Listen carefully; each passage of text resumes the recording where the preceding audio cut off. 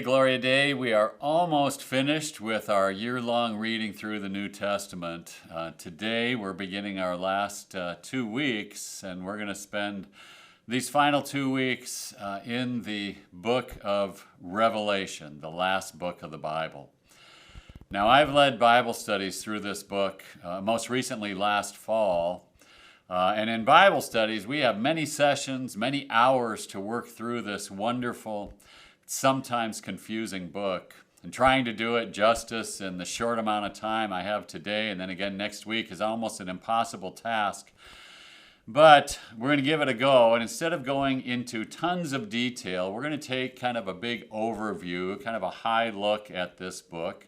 Maybe make it a little easier for us to kind of read through and make sense of. The first thing to say is that Revelation is actually a letter. Like many of the New Testament books, many of them written by the Apostle Paul, this last book is a letter also. And it's written somewhere around 90 to maybe 95 AD. Its author is a man named John.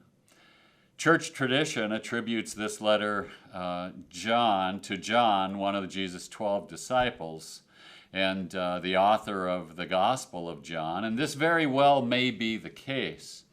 And if so, John was a very old man at the time of Revelation's writing. But within Revelation itself, it gives no indication that this is John, one of the 12 disciples. It simply states that it's written by a man named John. Nonetheless, if John the disciple or another man named John wrote this, it's clear that this man is a follower and a firm believer in Jesus as Messiah and Christ. Secondly, I want you to note that this letter is actually the revelation or revealing, that's what revelation means, it's a revealing of good news given by Jesus himself to John by way of an angel. It was a vision of sorts from Jesus to John. Listen while I read verses 1, 2, and 3 from chapter 1. It says this, "The revelation of Jesus Christ, which God gave him to show his servants what must soon take place. He made it known by sending his angel to his servant John, who testified to the word of God and to the testimony of Jesus Christ, even to all that he saw." So that's the beginning of the book of Revelation. Third, I want you to note that this letter is directed to 7 actual real-life churches from the first century. They were located in Asia Minor, within modern-day Western Turkey. And that tells us, like any other book or letter written within the Bible, it is of utmost importance for us to understand the original context in which this letter is written and what it is meant first, what it says first and foremost to its original readers. And then from there, we can take it what it means for us. Countless numbers of people today make the fatal mistake of interpreting Revelation, of trying to fit it into our modern day world without first understanding its original intent and its original context. Listen to what John says in chapter 1, again, this time verses 9 through 11. John lists these 7 real-life churches.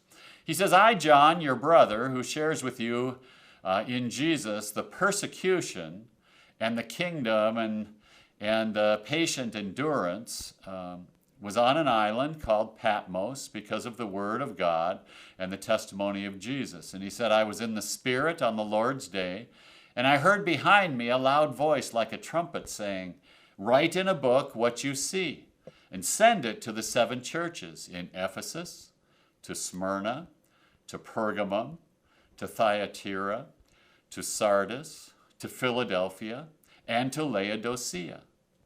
Interesting. Then John turns and sees Jesus with a sword coming out of his mouth, saying to him, "Don't be afraid, I am the first and the last. I was once dead, but now I am alive." See, it's Jesus who gives this vision to John while John is on that island of Patmos. And we get the names of the 7 churches that I just read. But we also hear that John, a follower of Jesus, shares in their persecution, and he shares with patient endurance. That means that these 7 churches were, at least in part, facing direct persecution or a threat of persecution for being followers of Jesus. This letter is written after the death of the Roman Emperor Nero. He was a brutal emperor who demanded that all people under his rule, including these 7 churches, bow down and worship him. Nero was an arrogant narcissist who declared himself to be a god. And the emperor who followed him, ruling at the time of Revelation's writing, was cut from the same cloth. Domitian was his name. And as you read through chapters 2 and 3, you get direct messages to each of these 7 churches and an idea of what was going on in each. They were being persecuted. Some were being persecuted more than others. Others were trying to accommodate their Christian faith and make it into, kind of fit into the worship of the emperor too, because that's what he demanded. And others were becoming complacent in their faith because of the threat of persecution. They were facing tribulations from Rome. And if they failed to put Rome first, even above their faith in Jesus Christ, it was a dilemma. And these churches, these early Christians, needed a strong word of hope. And that's precisely what this book, this letter, brings. Despite its crazy visions of beasts and dragons with multiple heads and horns, it is first and foremost a book filled with hope. Revelation is written not in linear form, moving from one thing to the next in exact order, but it's a vision of the evil persecution happening on earth, and then it moves into the glorious life that we have awaiting for us in heaven. And then it moves again back to earth, and then it goes back to heaven, and this pattern is repeated over and over again 7 times in kind of a circular fashion. It's kind of like a sermon which is making the same point over and over again 7 times in the book of Revelation, each with a little different illustration, but making the overall point. That despite the hard times, stay faithful to God and you will have a glorious future ahead of you, that God is coming to meet you. You're going to be one day with Christ in heaven. So the main message of Revelation to these early Christians and to us, as we see and experience the power of evil in this world and in our own lives, is to stand firm, to remain faithful in our faith in Jesus. And Jesus, who is the Alpha and the Omega, the beginning and the end, has won victory for you and me, not by way of Scud missiles or atomic bombs, but through his death on the cross and his rising again. You know, next week I'm going to get into some of the specific texts of Revelation and take a look at them, but for today, let me finish with this. As you read through Revelation, be aware that Revelation is filled with symbolism and metaphor. It kind of had to be that way so that if the Roman leaders discovered it, they wouldn't know exactly what was going on and they wouldn't persecute those that they found with it. But it's filled with symbolism and metaphor. Jesus showing up as a lion and a lamb doesn't mean that Jesus walked around the earth literally with the appearance of a lion or a lamb. Of course we know that. It simply gives image to Jesus' ultimate power, like a lion, who shows his power in laying down his life like a meek sacrificial lamb. In one image, Jesus is a lamb with 7 eyes and 7 horns. It's not to be taken literally, but to show us that Jesus sees everything perfectly and that he has perfect power to defeat evil. 7 is a number of perfection and completeness and wholeness. And so numbers have symbolic meaning too. They're not meant to be taken literally. For example, in chapter 7, the number of those that are chosen by God or saved is listed as 144,000. That number is taken literally today by the Jehovah's Witnesses. But I sure hope that Jesus is not limiting the number of people saved to 144,000. Rather, this number is a representation or a representative or symbolic of an immense number, 12,000 from each of the tribes of Israel, to show that God's salvation is far-reaching, even to all the corners of the earth. The number 1,000 shows up at times too, like the 1,000-year period and time of tribulation on earth. Like the rest of Revelation, that number, I think, is best thought of as symbolic, meaning a long period of time. We see 144,000 as symbolic, and we see Jesus with 7 eyes and horns as symbolic.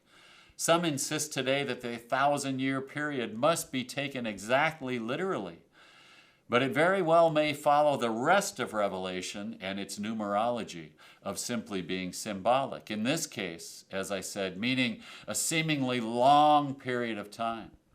You know, the early Christians under Nero and Domitian's rule were experiencing long periods of evil and tribulation, just like the Ukrainians today. And they wondered, this seems like it will never end. Revelation gives them and us the message to stand firm. Jesus is coming. It is a book of hope. Other symbolic numbers with great meaning for us are, for example, 12 equals 12 tribes of Israel, or 12 apostles. 7, as I said, is the number for perfection or wholeness. 6 is the number for imperfection or incompleteness.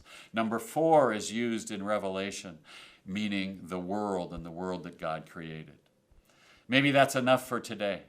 And I hope this is helpful for you as you read through Revelation. Next week, as I said, we're going to continue our discussion of this wonderful book. And I'm going to take a look at a handful of the many important passages within this grand and great vision and letter from Jesus himself. Happy reading.